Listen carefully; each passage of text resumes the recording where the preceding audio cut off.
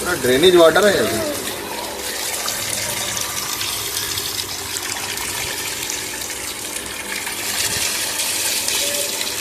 ఆహా ఆహా ఎంత మంచిగున్నాయో చూడుండ్రి. హైదరాబాద్లున్న ఇండ్లళ్లకు నల్ల పైపుల నుంచి వచ్చే నీళ్లు తేటగా అంటే తేటగా ముద్దుగున్నాయి. కొద్దిగా కూడా కర్రెగా లేవు. ముట్టుకుంటే మాసిపోయేటట్టు మురికి లేకుంటున్నాయి. ఏంది మురుగు నీళ్ళని పట్టుకొని అంత బాగా పొగుడుతున్నారు అనే కదా మీ డౌట్ అనుమానం. మరి అట్లున్నది హైదరాబాద్లా నీళ్లు సప్లై చేసేటోళ్ళ పనితనం. వాళ్ళు మాత్రం ఏం చేస్తారు, యథా రాజా తదా ప్రజ అన్నట్టు సర్కారు ఎట్లుంటే గాసంటి పనులు చేస్తారు. ఎన్ని కష్టాలు వచ్చినా పబ్లిక్ కు మంచి ఆరోగ్యకరమైన నీళ్లు సరఫరా చేయాలి అని సర్కార్ గట్టి ఆర్డర్లు వేస్తే ఇట్లుండునా భయం కొద్ది పనిచేసేటోళ్ళు. సర్కారే సక్కదనంగా లేకుంటే వాళ్ళేం చేస్తారు, మంచి నీళ్ళకు బదులు మురుగు నీళ్లు సప్లై చేస్తే పబ్లిక్ ఏం కావాలి. అసలే 90% రోగాలు నీళ్లతోనే వస్తాయి. అదిగాక పొద్దున లేస్తే పొల్యూషన్ తో నుండే పట్టణంలో తిరుగుతారు పబ్లిక్. అట్లాంటప్పుడు నీళ్లు మంచిగా ఉండాలన్నా వద్దా? కానీ ఏ సోమరిపోత ఆఫీసర్లు నిద్రపోయినట్టు చేసిండ్రో గాని నల్లలల్ల రావాల్సిన తెల్లటి నీళ్లకు బదులు నాలాలల్ల పారే మురుగు నీళ్లు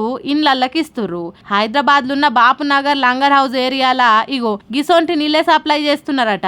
మరి ఈ నీళ్లు దాగి పబ్లిక్ ఎంత తిప్పల పడతారో, ఎంత మంది రోగాల పాలవుతారో. కాబట్టి ఇప్పటికైనా సర్కార్ గిసొంటి నీళ్లు సప్లై అయ్యేటట్టు చేసిన ఆఫీసర్ల మీద గట్టి చర్యలు తీసుకోవాలి. లేకుంటే ఇదే నీళ్లు వాళ్ళకి దాపాలి అని అంటుర్రు ఆ మురుగు నీళ్ళ ఎవరని చూసిన జనాలు.